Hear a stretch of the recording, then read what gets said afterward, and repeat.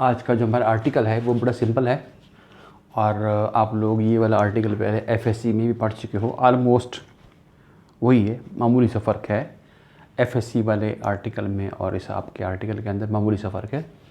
तो बच्चों, हमारे आर्टिकल का नाम है इक्वेशन ऑफ कंटिन्यूटी। फ्लूइड की बात कर रहे हैं हम और फ्लूइड के केस में हमने इक्वेशन ऑफ कंटिन्यूटी को डिराइव करना है। तो सबसे पहले बच्चों, आपको इस बात का पता होना चाहिए कि ये इक्वेशन ऑफ कंटिन्यूटी जो है ये बेस करती है लॉ ऑफ कंजर्वेशन ऑफ मास के ऊपर। ये आपके दिमाग के अंदर बात होनी चाहिए। ठीक हो गया। दूसरी बात कि इसकी statement, the mass contained in any volume of pipe, मैंने लिखा है ये the mass contained in any volume of pipe. तो याद रखना बच्चों, ये पाइप का हम जिक्र कर रहे हैं, उसके वॉल्यूम का जिक्र कर रहे हैं। रिमेन्स कांस्टेंट, आपके पाइप के किसी भी वॉल्यूम के अंदर। इसका मतलब ये होगा कि फिर चाहे आपके पास वॉल्यूम कम हो या आपके पास वॉल्यूम ज़्यादा हो, तो डेफिनेटली बच्चों अब अगर आपका वॉल्यूम कम होगा तो आपका जो वो फ्लूइड है वो फैल जाएगा, और अगर आपका पाइप का वॉल्यूम ज़्यादा होगा तो ये आपका जो फ्लूइड है वो इकट्ठा हो जाएगा। मतलब इस बात के कहने का ये इस कांस्टेंट, ये कांस्टेंट रहता है if there is no source or sink of mass definitely there, कि वहाँ पर अगर आपके पास ना ही मास का कोई सोर्स मौजूद हो और ना ही कोई सिंक मौजूद हो, तो किसी भी वॉल्यूम ऑफ ए पाइप के अंदर जो total mass of the fluid होता है दैट रिमेन्स कांस्टेंट और दैट रिमेन्स कंजर्व्ड। आसान सी बात है। इस स्टेटमेंट को हम एक और तरीके से भी बयान कर सकते हैं और वो ये है, the volume flow rate of a fluid through a pipe is equal to the product of area of cross section of the pipe and fluid speed at that point. ये क्या है दूसरी स्टेटमेंट इसकी इक्वेशन ऑफ कंटिन्यूटी की, कि volume flow rate क्या होता है आपके पास? वॉल्यूम फ्लो रेट का मतलब है volume of the fluid flowing per second या पर यूनिट टाइम आप कहते हैं इसको। किसके बराबर होता है? ये होता है product of area of cross section of pipe, उस पाइप का एरिया ऑफ क्रॉस सेक्शन, और दूसरी चीज़ कौन सी है जिसका प्रोडक्ट आप लेंगे? वो है fluid speed at that point, कि एरिया ऑफ क्रॉस सेक्शन और आप फ्लूइड की स्पीड को मैं स्मॉल से लिखूंगा, स्मॉल वी से। यहाँ पर दो चीज़ें आ रही हैं, एक वॉल्यूम आ रहा है, एक वेलोसिटी आ रही है। तो याद रखिए बच्चों कि इस आर्टिकल के अंदर हम वेलोसिटी को स्मॉल वी से लिखेंगे और जो आपके पास वॉल्यूम होगा वो उसको हम कैपिटल वी से लिखेंगे। तो ये बात ये कर रहा है कि जो फ्लो रेट होता है वो एरिया ऑफ क्रॉस सेक्शन और वेलोसिटी के प्रोडक्ट के बराबर होता है। ये इसी इक्वेशन ऑफ कंटिन्यूटी की दूसरी स्टेटमेंट। ठीक है, आसान सी बात है। अब हम आते हैं इसकी डेरिवेशन की तरफ। Let's consider we have an ideal fluid. हमारे पास क्या है? आइडियल फ्लूइड है और ये स्टेडी फ्लो में है। आप इसको स्ट्रीमलाइन फ्लो भी कहते हैं, स्टेडी फ्लो भी कहते हैं, और इसकी डेंसिटी आप कहते हैं कि वो रो है। कोई आपने कहा कि डेंसिटी आपके पास रो है। तो बच्चों देखो, हमने आपके सामने ये बनाया हुआ है एक पाइप, और ये एक पाइप ऐसा है जिसके दो एंड्स हैं, एक वाली ये वाला लोअर एंड है और ये आपके पास अपर एंड है, और लोअर एंड पर इसका एरिया ऑफ क्रॉस सेक्शन कम है और अपर एंड पर इसका एरिया ऑफ क्रॉस सेक्शन ज़्यादा है। इस एरिया ऑफ क्रॉस सेक्शन को हमने A1 का नाम दिया, और अपर एंड पर जो एरिया ऑफ क्रॉस सेक्शन है उसको हमने A2 का नाम दिया है। यहाँ पर अब जाहिर बात है एरिया ऑफ क्रॉस सेक्शन कम होगा तो वहाँ पर आपके फ्लूइड की वेलोसिटी ज़्यादा हो जाएगी। यहाँ पर हमने वेलोसिटी को नाम दिया V1 का और यहाँ पर आपके पास वेलोसिटी को नाम दे दिया है V2 का। ठीक है बच्चों, अब आते हैं हम डेरिवेशन की तरफ, उन बातों को ज़हन के अंदर रखते हुए कि हमारे पास एक फ्लूइड है, वो आइडियल फ्लूइड है, स्टेडी फ्लो में है ये, और इसकी डेंसिटी रो है। तो बच्चों मैं ये कह रहा था कि the fluid mass delta M1 enters at lower and in time interval delta T, कि आपके पास फ्लूइड का मास डेल्टा T छोटा सा टाइम है, उसके अंदर इस पाइप में कितना मास है जो एंटर करता है उसका नाम हमने रखा है डेल्टा M1 लोअर एंड के ऊपर।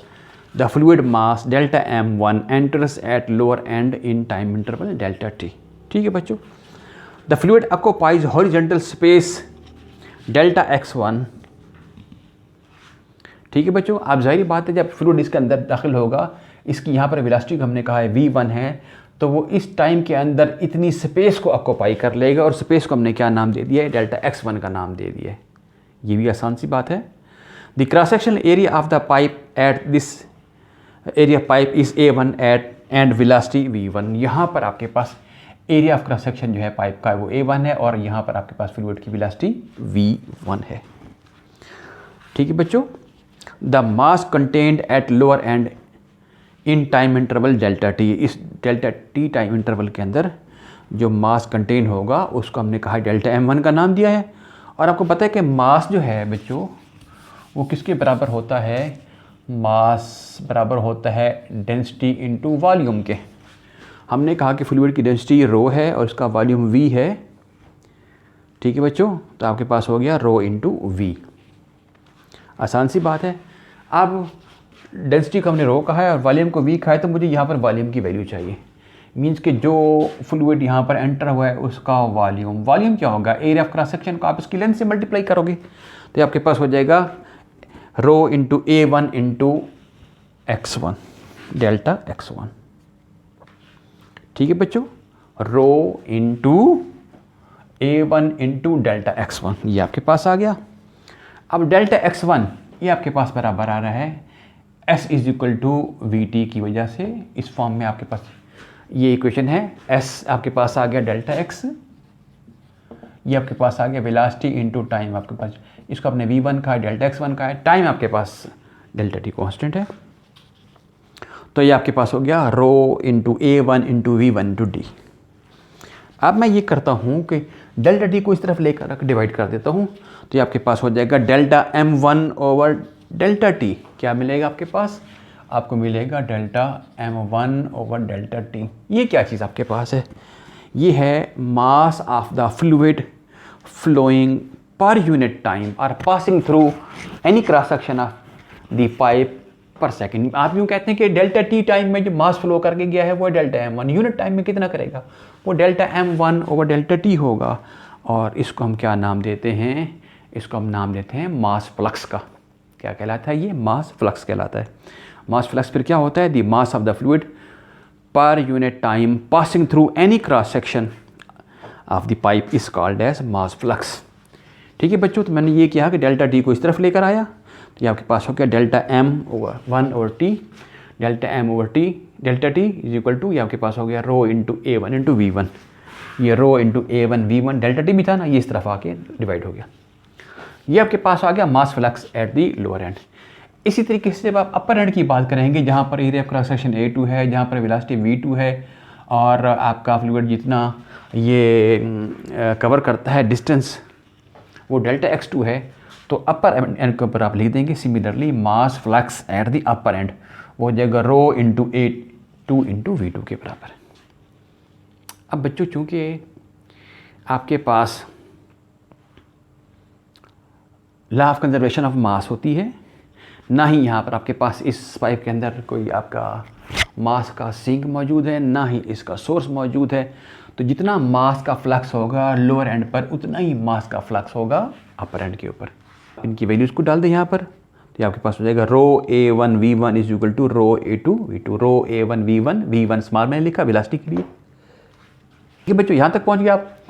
रो से रो दोनों साइड से कैंसिल हो गया, आपके पास बन गया A1 into V1 is equal to A2 into V2। आप इसको लिख सकते हैं is equal to A3 into V3 is equal to A4 into V4, या आप इसको यहाँ से लिख सकते हैं A into V is equal to constant, A into V is equal to constant. और ये आपके पास जो कांस्टेंट होता है ये कहते हैं वॉल्यूम फ्लो रेट। क्या कहलाता है ये, वॉल्यूम फ्लो रेट। आप इसको ऐसा भी लिखते हो A into small v is equal to constant, और कांस्टेंट को आप कहते हैं volume flow rate, volume of the fluid flowing per second. और यहाँ से अगर हम t को इधर लेकर आएँ तो ये आपके पास बन जाता है A into V into T is equal to capital V which is volume. ये इक्वेशन भी आप बाद दफ़ा इस्तेमाल करते हैं। बहरहाल हम यहाँ तक पहुँचे थे A into V is equal to constant and this constant is called volume flow rate. Volume flow rate क्या आपके पास होता है, volume of the fluid flowing per second. ठीक है बच्चों, ये तो मैंने इसको लिख दिया। अब इसी बात को हम साबित भी करेंगे कि वाकई ये इसके बराबर होता है कि नहीं। मैंने ब्रैकेट में इधर लिख दिया कि ये कांस्टेंट आपके पास ये होता है, पहले ही आपके सामने लिख दिया। अब हम यहाँ से भी साबित करेंगे कि वाकई ये इसके बराबर है कि नहीं। तो अब देखिए ये वेलोसिटी है, वेलोसिटी आपको पता है S/T के बराबर होती है। अब A × S area of cross section और डिस्टेंस, आप ऐसे जब मल्टीप्लाई करेंगे तो आपको क्या मिलेगा, वो वॉल्यूम मिलता है, volume over divided by time t। तो ये आपके पास बनेगा volume of the fluid flowing per second, या आप इसको कहते हैं वॉल्यूम फ्लो रेट, और that is equal to constant. यानी कि कांस्टेंट जो आपके पास है, ये वाला कांस्टेंट जिसको मैंने यहाँ से डायरेक्टली लिख दिया था कि this is volume flow rate, आपने साबित भी कर दिया कि आपके पास ये जो कांस्टेंट है वो वाकई वॉल्यूम फ्लो रेट के बराबर है। तो फिर आप लिखते हैं कि A × V is equal to constant, और ये कांस्टेंट का नाम जो है that is volume flow rate, और आप इसको कहते हैं volume of the fluid flowing per second, जैसे मैंने यहाँ पर लिखा कैपिटल V को T, तो T आपके पास इधर आ गया, तो A × V × T ये आपके पास वॉल्यूम के बराबर हो जाता है।